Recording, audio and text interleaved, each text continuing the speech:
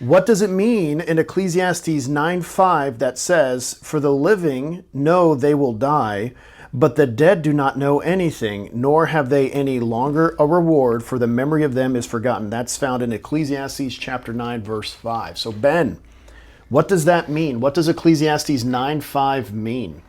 So I love this question because, well, one, it was put in the question jar before we started going through our hermeneutic class. So if you've been with us at Five Bridges, the last few midweeks, our Wednesday night studies have been going through hermeneutics. And so how do we unpack? What's the science behind? What's the method behind accurately unpacking God's Word? And so in order to figure out what Ecclesiastes 9:5 is talking about, you have to, well, one, understand what the author is saying. And then two, in order to understand that, you have to unpack all of the book, and then you kind of narrow in on Ecclesiastes chapter 9. So the entirety of the book, the writer, most believe Solomon was the writer, he is unpacking what the vanity of life is if you have any type of worldview outside of God. God being the creator, God being the worker through the creation, sustaining his creation, all those things. Anything outside of that type of worldview is vanity. So that's why we see the word vanity so much in Ecclesiastes. And so kind of all the things that he's talked about thus far in Ecclesiastes, he's talked about the vanity of human wisdom. He's talked about just general facts of life where it's like, this is how life works. He's talked about the vanity of earthly goods. He's talked about, here in chapter 9, and he's starting this section of dealing with mankind and what mankind does in life. And so in verses 1 through 3, he's talking about how basically, regardless of how someone lives, we all have the same fate from an earthly perspective, where all of us are going to die, unless Christ comes back first here. All of us are going to die. And so whether you're a believer or an unbeliever, death is what's happening. Now, obviously, depending on your eternal state, how you interpret that death changes.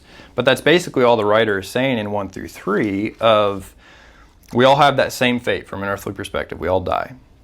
Jump ahead, kind of the next section there is verses 4 through 6, and he's speaking of death being the end of life, meaning kind of what you just referred to of there's no chance to go back and change how you lived your life.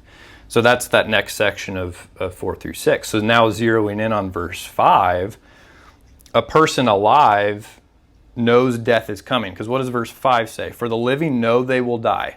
So we know we're going to die. We have that knowledge.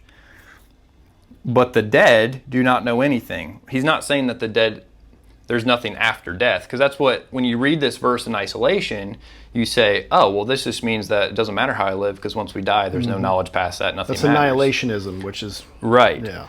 And so that's not what the author is saying. He's saying after you die, there's no chance to go back and change how you lived your life. And I'm kind of getting ahead of myself because that's the ultimate answer to the question. But then finishing up verse 5 in chapter 9, they don't know anything, the dead don't know anything, nor have they any longer a reward, for the memory of them is forgotten. And so this is all going towards that central theme of the vanity that life is outside of Christ. And so, but he's saying here, after death, there's no chance to go back. And even continuing on down that chapter, you really start to realize, chapter 9, you really start to realize what the author is trying to drive home, where he says, go then, eat your bread in gladness and drink your wine with a merry heart, for God has already accepted your works. Or even in verse 10, whatever your hand finds to do, do it with all your might, for there is no working or explaining or knowledge or wisdom in Sheol where you are going. So he's saying all of us are dying, so how you live your life on earth matters, because you can't come back after you die to change any of that.